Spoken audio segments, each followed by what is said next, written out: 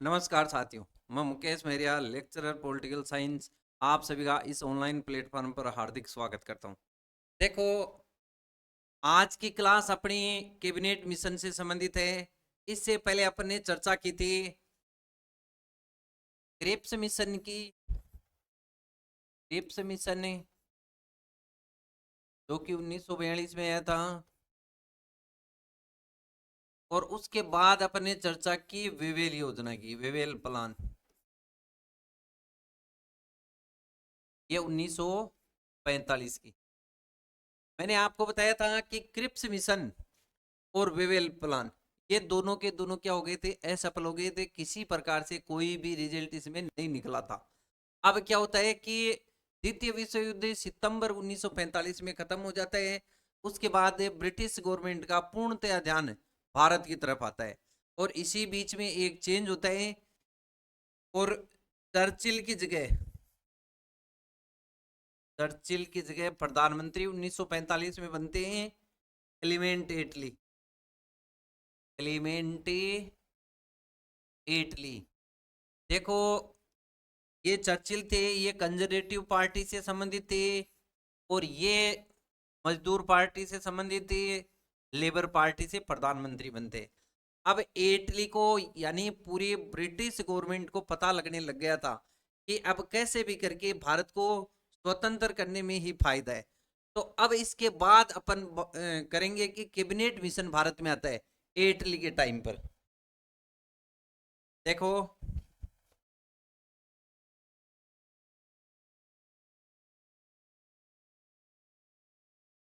Cabinet mission Bharat को स्वतंत्र करने के उद्देश्य से, भारतीय संविधान के फॉर्मेशन के हिसाब से यह एक महत्वपूर्ण कदम है जो ब्रिटिश गवर्नमेंट, ब्रिटिश पार्लियामेंट के द्वारा उठाया गया था।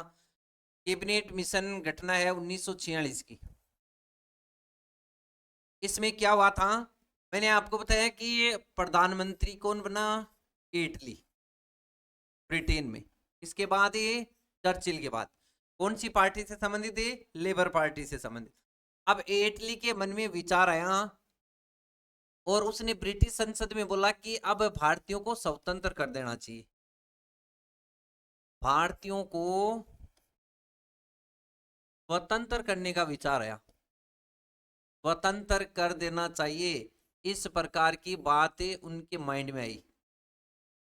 तो उन्होंने क्या किया, ब्रिटिश संसद में इस बात को रखा, और ब्रिटिश संसद में 3 सदस्यीय एक दल बनाया गया जिसे कैबिनेट मिशन कहा जाता है। देखो, कैबिनेट मिशन क्यों, क्योंकि कैबिनेट ये जितने भी ब्रिटिश संसद के अंतर्गत, अपने भारत में भी संसदात्मक शासन अपनाया गया है, और वो भी कहां से लिया गया है, ब्रिटेन से। ब्रिटेन में जो कैबिनेट मंत्री हैं, ये तीनों के तीनों कैबिनेट मंत्री कैबिनेट मिशन में शामिल थे।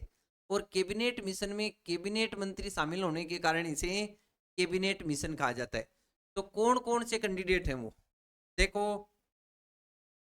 एक है पैथिक लॉरेंस, पैथिक लॉरेंस। दूसरा कैंडिडेट है sir Stafford Cripps, Stafford Cripps. ये क्रिप्स मिशन में था, एक सदस्य आयोग था क्रिप्स मिशन है। और तीसरा है एवी अलेक्जेंडर, अलेक्जेंडर। मैंने आपको बताया कि तीनों सदस्य ब्रिटिश संसद में कैबिनेट मंत्री हैं, और तीनों का अलग अलग महत्व है। ये जो पैट्रिक लॉरेंस है, ये था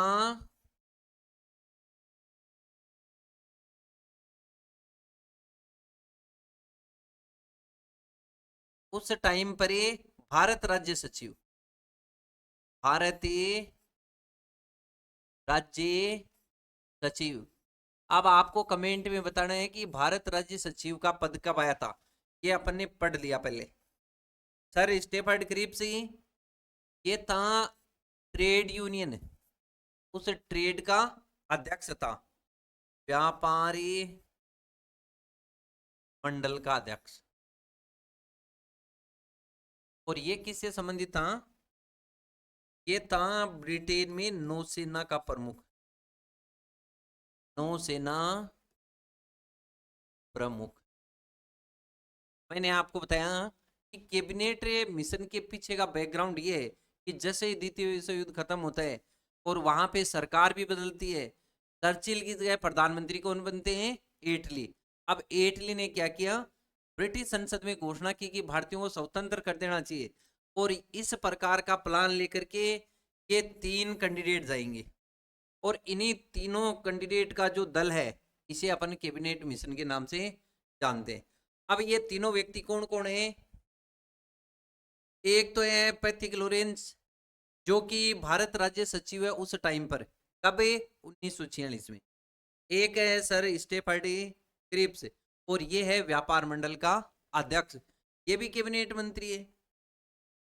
और उसके बाद है नौसेना प्रमुख है एक, जो ब्रिटेन की नौसेना का प्रथम एडमिरल, जिसका नाम है एवी अलेक्जेंडर।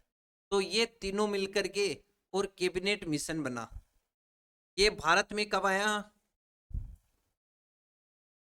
तो ये बना था 14 मार्च, 1946 को बना। और इंडिया में कब आया ये? 24 मार्च 1946। देखो, कैबिनेट मिशन कितना सदस्यीय दल है? तो कैबिनेट मिशन है 3 सदस्यीय। मैंने आपको बताया 3 सदस्य हैं इसमें। तीनों सदस्यों के बारे में अपन ने पढ़ा। ये तीनों सदस्य 24 मार्च 1946 को कहां पे आते हैं? भारत में, दिल्ली में आते हैं।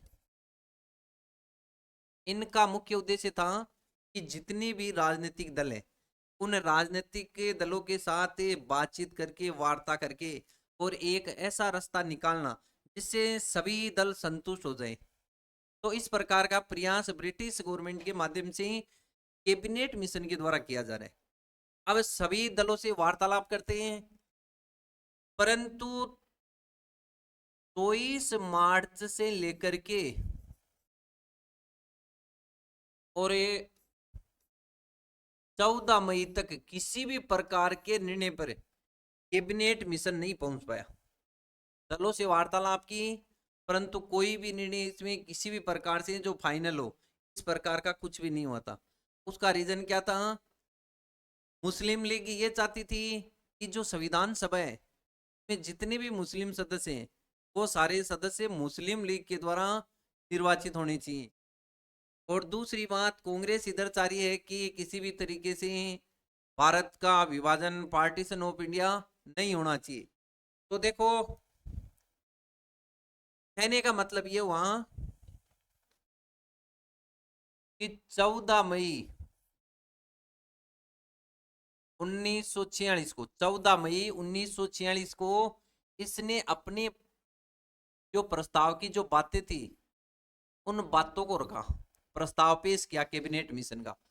और इसने कौन कौन सी चीजें थी जो कैबिनेट मिशन में बताई? ने कहा कि अब ये जो दल हैं वो तो किसी भी प्रकार से संतुष्ट नहीं हो सकते, तो इस कैबिनेट मिशन का जो अध्यक्ष है वो पैथिक लॉरेंस को बनाया गया था। पैथिक लॉरेंस ने कहा कि हम कुछ बातें लेकर के आए हैं, कुछ प्रावधान है, ये प्रावधान आप देखिए, यदि संतुष्ट होते हैं तो आप स्वीकार कीजिए, नहीं कोई बात नहीं। तो उनके प्रावधान कौन से थे? पहला प्रावधान था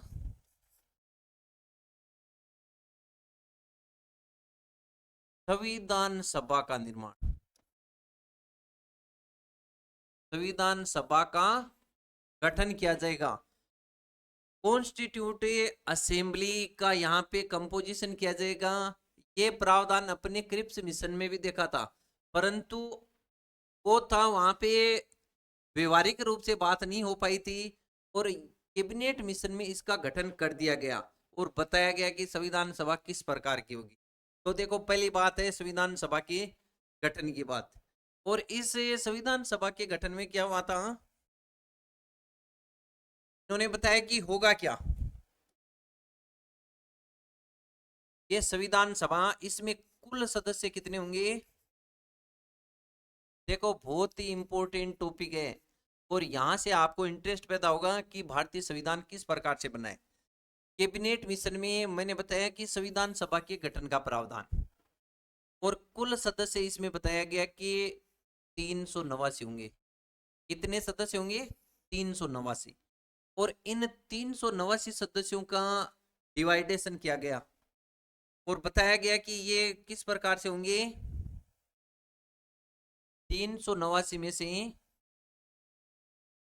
292 सदस्य होंगे ब्रिटिश प्रांत से, ब्रिटिश प्रांत से होंगे। मैं पहले भी आपको मैंने बताया, और इसमें भी अपन देख रहे हैं कि कुल मिलाकर के इस समय पे ब्रिटिश प्रांत है 11। और ब्रिटिश प्रांत वो प्रांत थे जहां पे ब्रिटिश संसद के अकॉर्डिंग सारे के सारे नियम चल रहे थे, सारी की सारी प्रशासनिक जो नियंत्रण था वो ब्रिटिश गवर्नमेंट के अधीन था। तो ब्रिटिश प्रांत 292 सदस्य यहाँ से चुने जाएंगे, और वो प्रांत कितने? 11। 93 सदस्य, 93 सदस्य देशी रियासतों से, देशी रियासत से, और 4 सदस्य होंगे चीफ कमिश्नर प्रांत, चीफ कमिश्नर प्रांत। देखो कुल मिलाकर के संविधान सभा का गठन किया जाएगा जिसमें 389 सदस्य होंगे, और इन 389 सदस्यों में से 292 सदस्य किसके होंगे? ब्रिटिश प्रांतों से निर्वाचित किए जाएंगे। और ब्रिटिश प्रांत जो प्रोविलेंस असेंबली है वहां से उनको इनडायरेक्टली अप्रत्यक्ष तरीके से निर्वाचित किया जाएगा। 93 सदस्य देशी रियासत, कहने का मतलब जो देशी रियासत जहां पे ब्रिटिश गवर्नमेंट का किसी भी प्रकार का हस्तक्षेप नहीं है, उन देशी रियासतों किसी उन राजाओं के द्वारा उनके जो प्रिंस है रियासतों के, उनके माध्यम से नॉमिनेट किए जाएंगे। ये जो 93 सदस्य हैं वो क्या होंगे? मनोनीत होंगे। और ये जो 292 सदस्य हैं ये होंगे निर्वाचित। 4 सदस्य चीफ कमिश्नर प्रांत, मुख्य आयुक्त प्रांत। चीफ कमिश्नर प्रांतीय प्रांतों के अधीन होता है, और यहाँ पे चीफ कमिश्नर को बैठाया जाता है, मुख्य आयुक्त होते हैं जो लेफ्टिनेंट गवर्नर के अधीन कार्य करता है। कहने का मतलब ये 11 प्रांत हैं, इन प्रांतों के अलावा है। तो ये 4 प्रांत कौन से थे उस टाइम पर?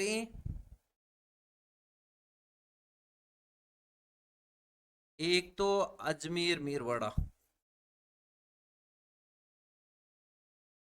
दूसरा है दिल्ली, फिर कुर्ग, और एक है बलूचिस्तान, बलूचिस्तान। देखो कुल मिलाकर के कितने हैं इसमें?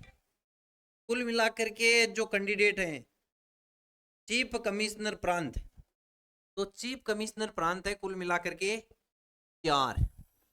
कौन कौन से? एक तो अजमेर भीलवाड़ा, एक दिल्ली, एक कुर्ग, और एक बलूचिस्तान। तो इसमें यह तय किया गया कि इन चीफ कमिश्नर प्रांत से 4 सदस्य संविधान सभा में कॉन्स्टिट्यूशनल असेंबली में निर्वाचित होकर के आएंगे। कहने का मतलब ये यहाँ पे इलेक्ट होंगे। और 93 सदस्य मैंने आपको बता दिया नॉमिनेट होंगे देशी राजाओं के द्वारा, और 292 होंगे ब्रिटिश प्रांत से डायरेक्ट। अब देखो इसमें किस प्रकार का प्रावधान है। कुल मिलाकर के जो 389 सदस्य हैं उनको सांप्रदायिक आधार पे भी विभाजित किया गया है। ये जो संविधान सभा थी, इस संविधान सभा में जो 389 सदस्य अलग अलग संप्रदाय से चुन करके आएंगे, और उन सदस्यों को अपने ही समुदाय से सेलेक्ट किया जाएगा। तो देखो इनके लिए क्या प्रावधान था। 213 सदस्य चुने जाने थे इसमें सामान्य, 213 सदस्य सामान्य और 79 सदस्य मुस्लिम सदस्य। और इसके बाद 4 सदस्य सिख। कुल मिलाकर के 389 सदस्यों को सांप्रदायिक आधार पे भी विभाजित किया गया है। 213 सदस्य जनरल। जनरल का मतलब इसमें यह है कि अनुसूचित जाति जनजाति को छोड़ करके जितने भी प्रकार के जो हैं मुस्लिम और सिख, इनको छोड़ के जितने भी सदस्य हैं वो इसमें शामिल होंगे। तो ये कुल मिलाकर के होंगे 213। इसके बाद 79 सदस्य, 79 सदस्य होंगे मुस्लिम सदस्य। और मुस्लिम सदस्यों के अलावा 4 होंगे इसमें सिख सदस्य। देखो ये होंगे गैर मुस्लिम, मुस्लिम गैर मुस्लिम सदस्य। इसमें अन्य प्रकार के छोटे मोटे जो धर्म है उस टाइम पे, बौद्ध है, ईसाई है, पारसी है, हिंदू है, ये सारे के सारे इसमें शामिल हो गए। इसके अलावा सिख होंगे 4, 79 होंगे मुस्लिम सदस्य। कहने का मतलब संविधान सभा में जो सदस्य थे उन्हें सांप्रदायिक आधार पर निर्वाचित किया गया। अब नेक्स्ट अपन देखते हैं कि जो 389 सदस्य हैं उनमें से 292 सदस्य कहां से आएंगे? ब्रिटिश प्रांत से, ब्रिटिश प्रांत से। और इन ब्रिटिश प्रांत से जो सदस्य सेलेक्ट होकर के आएंगे उन ब्रिटिश प्रांतों को 3 भागों में बांट दिया गया। इसमें यह निश्चित किया गया कि जितने भी प्रांत हैं इन प्रांतों को 3 भागों में डिवाइड किया जाए, प्रोविलेंस को 3 भागों में डिवाइडेशन, ताकि उसी प्रकार से संविधान सभा में सदस्य चुन करके आए। देखो इन्हें 3 भागों में बांट करके समूह क और ग्रुप ए है और ग्रुप ए है, ये 3 प्रकार के प्रांतों में इनका डिवाइडेशन कर दिया। मैंने आपको बताया कि 292 सदस्य ब्रिटिश प्रांतों से इलेक्ट होकर के आएंगे। और इसे इलेक्ट कौन करेगा? इसे इलेक्ट करेगा इन 292 सदस्यों को प्रांतीय विधानसभा। प्रांतीय विधानसभा, ये जो प्रांतीय विधानसभा है ये कितने राज्यों में उस टाइम पे ब्रिटिश प्रांत कितने? 11। इन 11 प्रांतों को इस तरीके से इनका ग्रुप बना करके डिवाइड कर दिया। ये ग्रुप कौन चाह रहे थे? मुस्लिम लीग। जबकि ब्रिटिश गवर्नमेंट चाह रही थी, जो कांग्रेस थी वो चाहती थी कि किसी भी प्रकार का कोई ग्रुप नहीं होना चाहिए। तो समूह क में कौन शामिल है? कौन से राज्यों को समूह क में शामिल किया गया? तो इसमें शामिल थे मुंबई, मद्रास, संयुक्त प्रांत,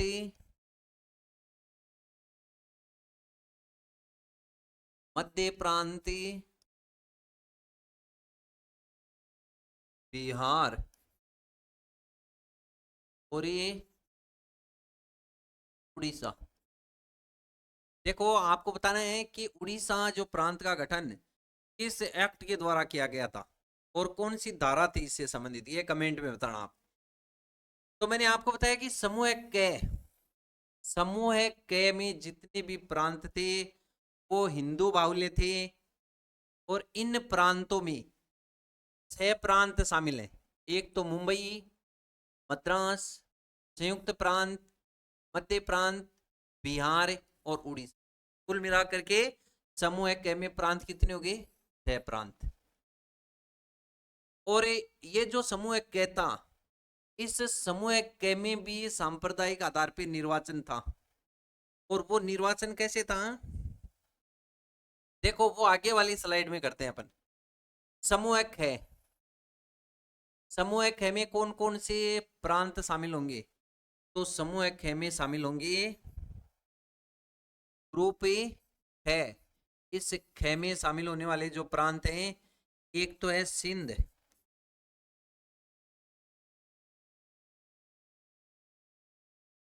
एक है पंजाब, और एक उत्तर पश्चिमी सीमा प्रांत। उत्तर पश्चिमी सीमा प्रांत। देखना, मैंने आपको बताया ग्रुप के जिसमें 6 प्रांत हैं, ग्रुप ख में मात्र 3 ही प्रांत हैं। कौन कौन से? एक सिंध है, एक पंजाब है, एक उत्तर पश्चिम सीमा प्रांत है। तो उत्तर पश्चिम सीमा प्रांत जिसे सीमांत गांधी के नाम से किस नेता को जाना जाता है? इसके दल का नाम है लाल कुर्ती दल। तो आपको कमेंट में बताना है यदि पिछले वीडियो आपने देखे हैं। तो सीमांत गांधी के नाम से किस नेता को जाना जाता है? तो देखो, ये 3 प्रांत जिनका संबंध किससे? ग्रुप ए से संबंधित है। ये 3 प्रांत हो गए। एक तो सिंध हो गया, एक पंजाब हो गया, एक उत्तर पश्चिम सीमा प्रांत हो गया। ये तीनों प्रांत है मुस्लिम बाहुल्य क्षेत्र वाले। अब इसके बाद बात आती है ग्रुप ए ग की। इस ग्रुप ग में कौन कौन से प्रांत शामिल हैं? तो देखो, इसमें एक तो है असम, एक तो असम है, और एक है बंगाल। कैबिनेट मिशन में यह तय किया गया कि जितने भी 11 प्रांत हैं उनको इस तरीके से ग्रुप में डिवाइडेशन किया जाएगा। और कौन कौन से ग्रुप होंगे? ग्रुप के जिसमें 6 प्रांत मैंने आपको बताया। फिर ग्रुप ख जिसमें 3 प्रांत, ये भी चर्चा अपन ने की, सिंध, पंजाब और उत्तर पश्चिमी सीमा प्रांत। उसके बाद बात आती है ग्रुप ए ग, और ग्रुप ग में असम और बंगाल शामिल है। ये भी पूर्णतया किस प्रकार के इलाके हैं? मुस्लिम बाहुल्य क्षेत्र के। तो इस तरीके से ये जो प्रांत था उनका डिवाइडेशन था, जिसमें समूह क में 6, ग्रुप ख में 3, और ग्रुप ग में 2। तो देखो 6 और 3 9 और 2 11, कुल मिलाकर के इस तरीके से प्रांतों का डिवाइडेशन था। अब ये अपन देखेंगे कि 292 जो सदस्य हैं, इनका इन ग्रुपों में किस तरीके से संप्रदाय के आधार पे डिवाइडेशन है। तो देखो,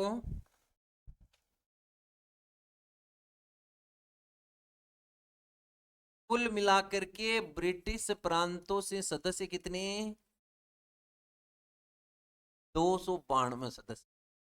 और इसमें इस प्रकार का डिवाइडेशन है, ग्रुप के, ग्रुप है, और ग्रुप ए के।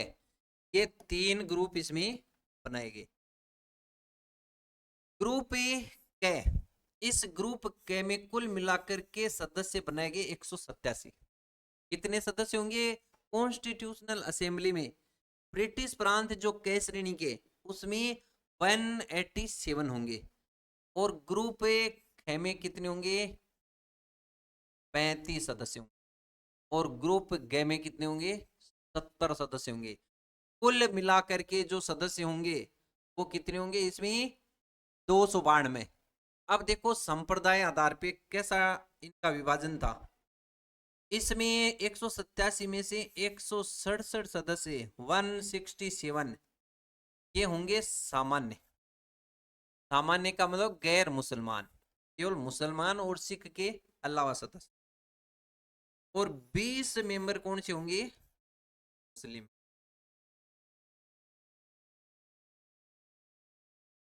देखो मैंने आपको बताया कि कै में कुल मिलाकर के 187 सदस्य हैं, और 187 में से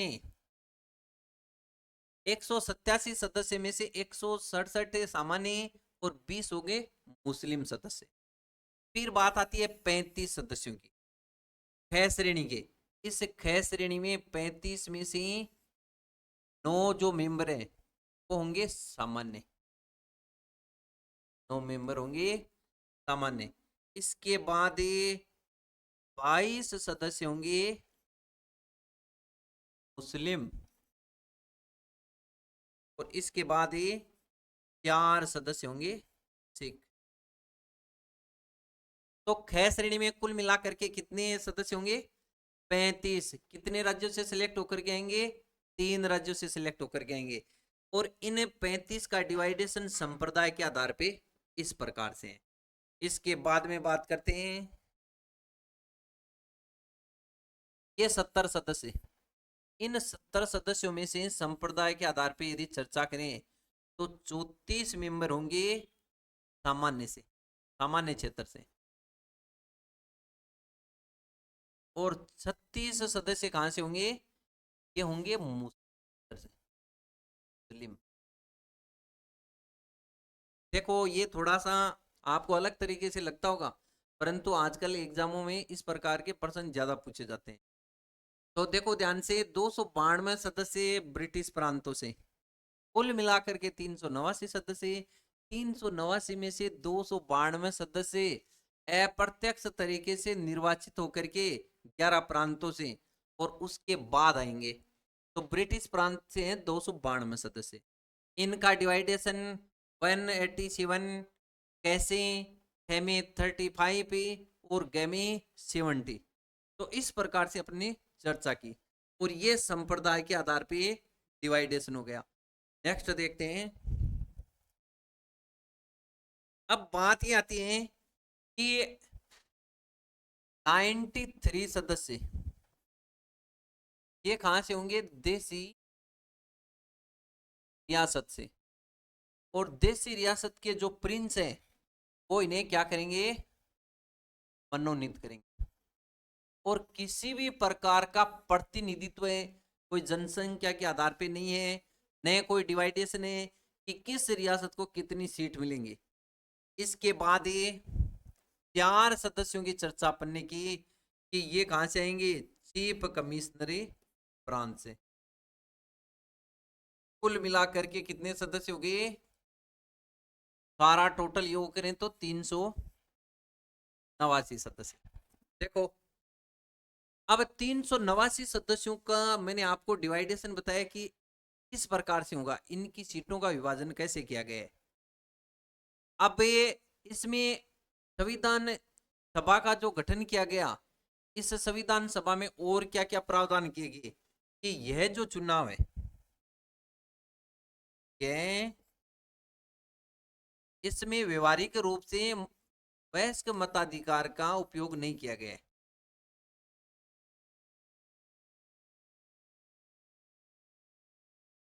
के आधार पर ही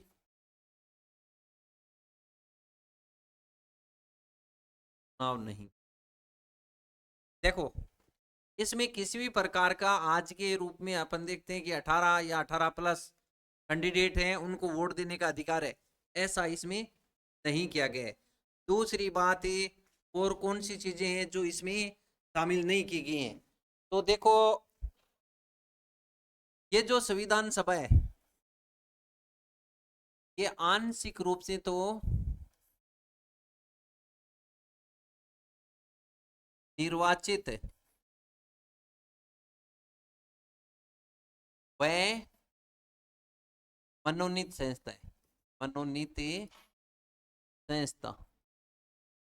संविधान सभा के बारे में और डिटेल है वो अपन संविधान सभा का अलग से चैप्टर लेकर के आएंगे, अलग से वीडियो बनेगा, उसमें सारी चर्चा करेंगे।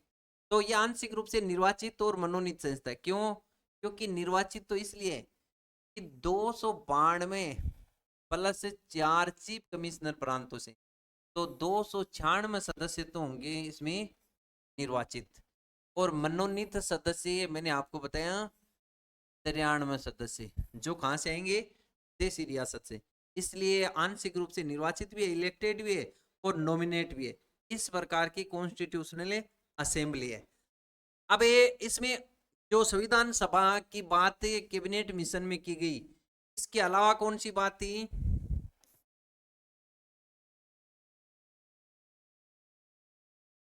भारतीय संघ की स्थापना की जाएगी, भारतीय संघ का निर्माण किया जाएगा। देखो ये भारतीय संघ की बात अपन साइमन कमीशन से देखते आ रहे हैं, और नेहरू समिति के अंतर्गत भी इस प्रकार की बात की गई थी। क्रिप्स मिशन में भी इसके बारे में पढ़ा था। भारत संघ का मतलब ये है कि भारत में जितने भी प्रकार की देसी रियासत, ब्रिटिश प्रांत, चीफ कमिश्नर प्रांत, उन सबको मिलाकर के एक अकेले भारत की रचना की जाएगी, अखंड भारत का निर्माण किया जाएगा। परंतु ये केवल यहाँ पे बात रखी जा रही है। इसका विरोध जो मोहम्मद अली जिन्ना के द्वारा मुस्लिम लीग के माध्यम से किया जाता है, परंतु उन्होंने जो मांग की, मुस्लिम लीग की पाकिस्तान के निर्माण की मांग थी, इसको कैबिनेट मिशन में अस्वीकार कर दिया था। पाकिस्तान की जो मांग किसने की? मुस्लिम लीग ने। पाकिस्तान की मांग को कैबिनेट मिशन के अंदर ही अस्वीकार कर दिया। किसने कर दिया? तो उस टाइम पर ये अध्यक्ष इसके कौन है? Pethick Lawrence. जब इनके बीच में वार्तालाप हुई तो पैथिक लॉरेंस ने पाकिस्तान की मांग को अस्वीकार कर दिया कि भाई इस प्रकार की मांग इसमें नहीं मानी जाएगी। परंतु भारतीय संघ में शामिल होना नहीं शामिल होना ये भी रियासतों पर छोड़ दिया गया। तो एक तरीके से यहाँ पे पार्टीशन की बात भी हो रही है। नेक्स्ट है इसका महत्वपूर्ण बिंदु, कैबिनेट मिशन में एक बात और, कि जब तक भारतीय संविधान नहीं बनता तब तक अंतरिम सरकार होगी। अंतरिम सरकार, इंटरिम गवर्नमेंट। देखो ये इंटरिम गवर्नमेंट क्या है? अंतरिम सरकार वह सरकार है, एक अस्थायी सरकार है, जब तक भारत में चुनाव लोकतांत्रिक तरीके से न होकर के और जब तक भारतीयों को सत्ता नहीं सौंप दी जाएगी, 15 अगस्त 1947 तक ये अंतरिम सरकार ही कार्य करेगी। तो अंतरिम सरकार एज ए गवर्नमेंट के रूप में, परंतु ये काम कब तक करेगी? 15 अगस्त 1947 तक। तो अंतरिम सरकार के गठन का प्रावधान भी इसमें था। देखो कैसे क्या हुआ था। तो लॉर्ड वेवेल, लॉर्ड वेवेल उस टाइम पर क्या थी? Viceroy, viceroy. तो लॉर्ड वेवेल ने यह मांग की कि भाई अंतरिम सरकार है उसका गठन किया जाए, और अंतरिम सरकार का गठन करने के लिए लॉर्ड वेवेल ने जवाहरलाल नेहरू को निमंत्रित किया 1 अगस्त 1946 को। देखो अंतरिम सरकार के गठन का प्रावधान कैबिनेट मिशन में, और इसमें यह किया गया, लॉर्ड वेवेल जो कि उस टाइम पे वाइसराय थे, उन्हें जवाहरलाल नेहरू को इनवाइट किया कि आप ये बात कब की? 1 अगस्त 1946 को, कि आप अंतरिम सरकार का गठन कीजिए। और अंतरिम सरकार का गठन करने की बात को जवाहरलाल नेहरू ने 24 अगस्त 1946 को स्वीकार कर लिया, और 24 अगस्त 1946 को जवाहरलाल नेहरू सहित 13 सदस्य, जवाहरलाल नेहरू सहित कुल मिलाकर के 13 सदस्यों का अंतरिम सरकार के गठन का बात यहां पे स्वीकार कर ली गई। और जो अंतरिम सरकार बनी, उस अंतरिम सरकार की कार्यकारी परिषद है, उसके कार्य से रिलेटेड काम कौन करेगा? तो वो होगी वायसराय की परिषद। और इस वायसराय की परिषद में अध्यक्ष किसे बनाया गया? लॉर्ड वेवेल को। और उपाध्यक्ष, उपाध्यक्ष नेहरू जी को बनाया गया, पंडित जवाहरलाल नेहरू। देखो अंतरिम सरकार एक अस्थायी सरकार, और इस सरकार में कुल मिलाकर के 13 सदस्यों का प्रावधान किया गया, और इन 13 सदस्यों में उपाध्यक्ष कौन है? नेहरू जी। और अध्यक्ष कौन होंगे? लॉर्ड वेवेल, जो कि उस टाइम पे क्या है? वाइस राय। और वाइस राय ने यह कहा कि अब ये जो अंतरिम सरकार जैसा करना चाहेगी इसी तरीके से सारे कार्य होंगे। वाइस राय किसी प्रकार की दखल अंदाजी इसमें नहीं करेगा, किसी भी प्रकार का हस्तक्षेप इसमें वाइस राय नहीं करेगा। तो कुल मिलाकर के 13 सदस्यों की बात यहाँ पे आ रही है। अब ये अंतरिम सरकार है, उसका गठन उसने कार्य कब से प्रारंभ किया? 2 सितंबर 1946 से। अंतरिम सरकार का गठन। देखो एक प्रश्न आता है आपके कि अंतरिम सरकार का गठन कब किया गया, तो वो आपको उसका आंसर देना है 2 सितंबर 1946। अंतरिम सरकार यहाँ पे 13 सदस्य बना दी गई। बात को स्वीकार किया गया 24 अगस्त को, परंतु गठन इसने कार्यवाही कब से प्रारंभ कर दी, तो वो की 2 सितंबर 1946।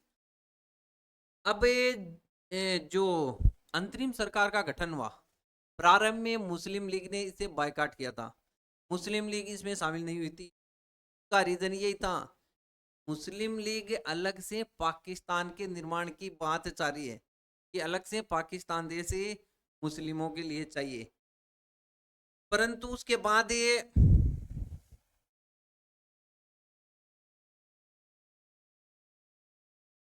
मुस्लिम लीग ने प्रारंभ में क्या किया? इसका विरोध किया और इसमें शामिल नहीं हुई। के बाद ये लॉर्ड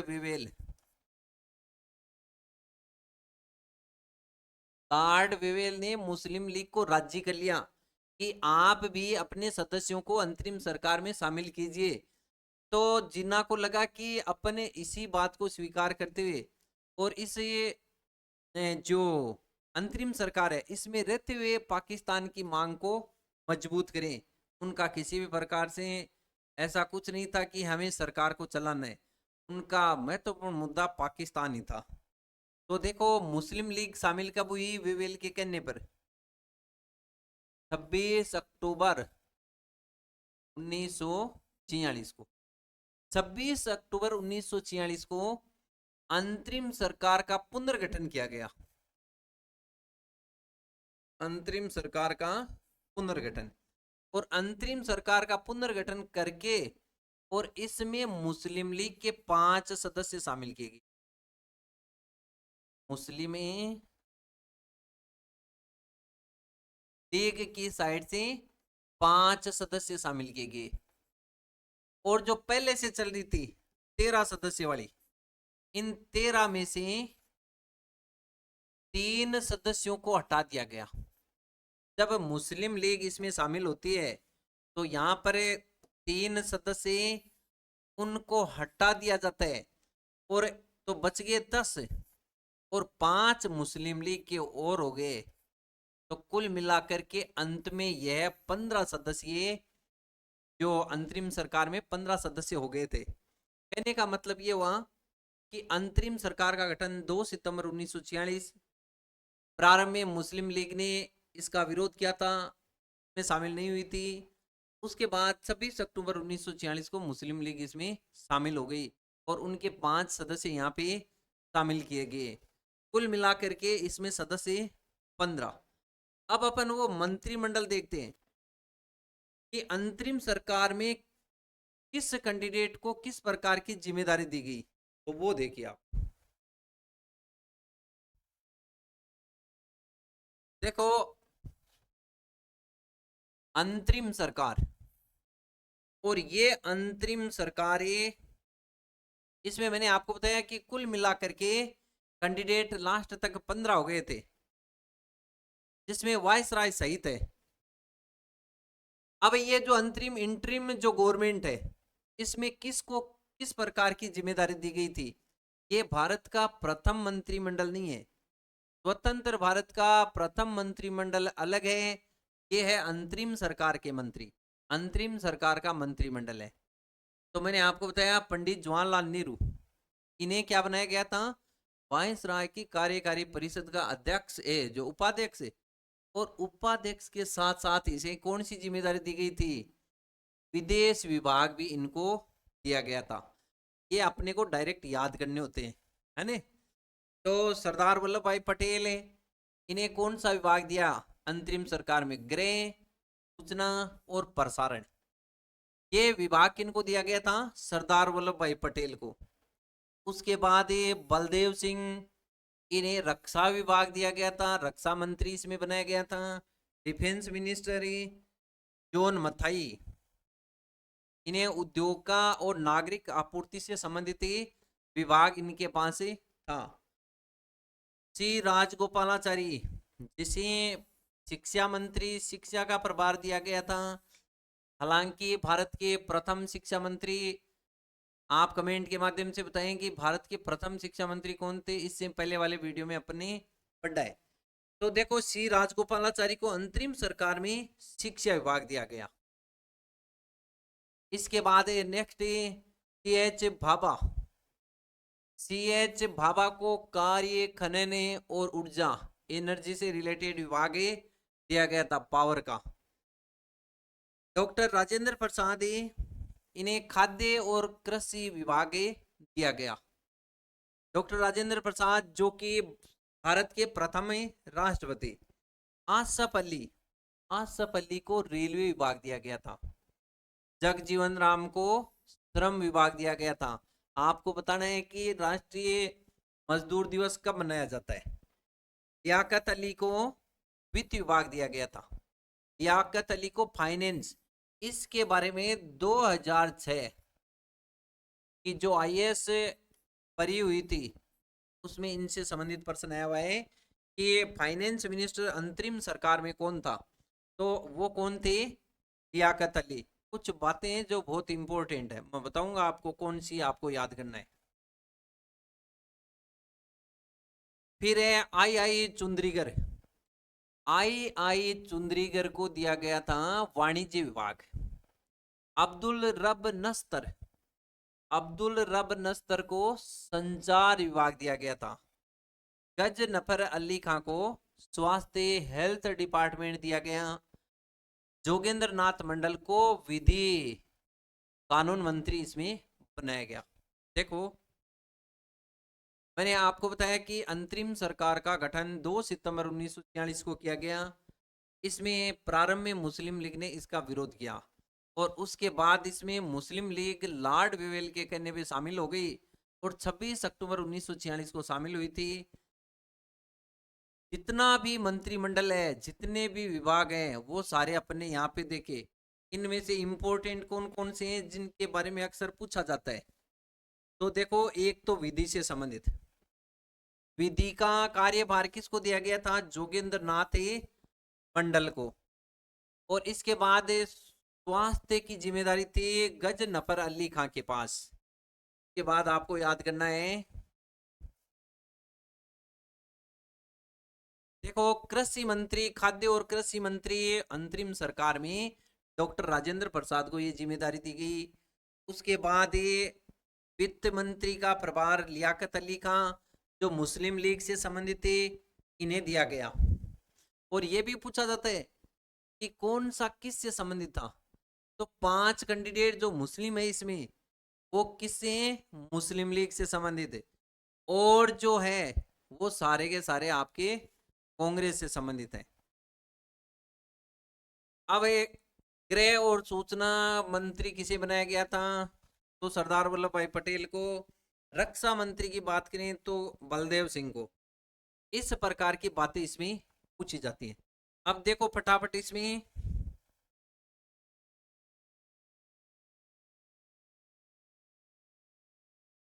देखो, पहले अपने बात की थी कि आज जो अपना प्रमुख टॉपिक है, वो प्रमुख टॉपिक कैबिनेट मिशन से संबंधित है। और कैबिनेट मिशन बहुत ही एग्जाम की दृष्टि से इंपॉर्टेंट टॉपिक है। इसमें 3 प्रकार के प्रावधान देखिए अपन ने।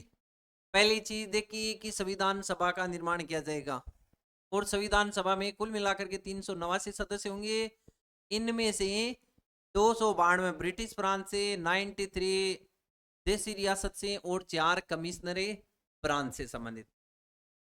इनका डिवाइडेशन देखा कि प्रोविलेंस असेंबली, उनको 3 भागों में 3 ग्रुप में डिवाइड किया गया, ग्रुप क, ख और ग में। और वो चीजें भी अपने यहाँ पे देखी। ग्रुप क में कितने प्रांत थे? 6। ग्रुप ख में 3 और ग्रुप ग में 2 प्रांत थे। ये चीजें अपने इसमें पढ़ी। इसके बाद दूसरा प्रावधान इसमें था कि भारतीय संघ की स्थापना। भारतीय संघ की जो स्थापना है उसमें यह था कि ब्रिटिश प्रांत, चीफ कमिश्नर प्रांत और देशी रियासत सारी की सारी एक साथ मिलकर के भारत संघ का निर्माण करेंगे। उसके बाद में तीसरा प्रावधान वो अपने देखा अंतरिम सरकार से संबंधित।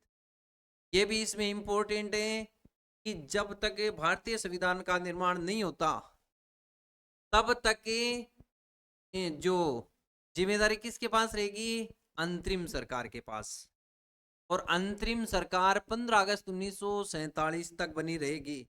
और उसके बाद ये वो भी लोकतांत्रिक आधार पे सरकार नहीं बनेगी, परंतु स्वतंत्रता के बाद में प्रथम मंत्रिमंडल का गठन किया जाएगा।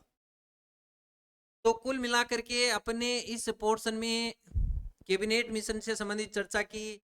एक बात यह है कि डॉक्टर अंबेडकर है, BR अंबेडकर ने इसके बारे में कहा था कि यह एक प्रकार की ऐसी सत्ता है जो 2 राष्ट्रों के द्वारा नियंत्रित की जा रही है, क्योंकि अंतरिम सरकार में जितने भी निर्णय लिए जाते वो सामूहिक तरीके से लिए जाने थे। और उसमें मुस्लिम लीग ने किसी प्रकार की भागीदारी इसमें नहीं की थी, उसने हर समय विरोध किया था। इसलिए एक देश की चाबी 2 देशों के पास थी।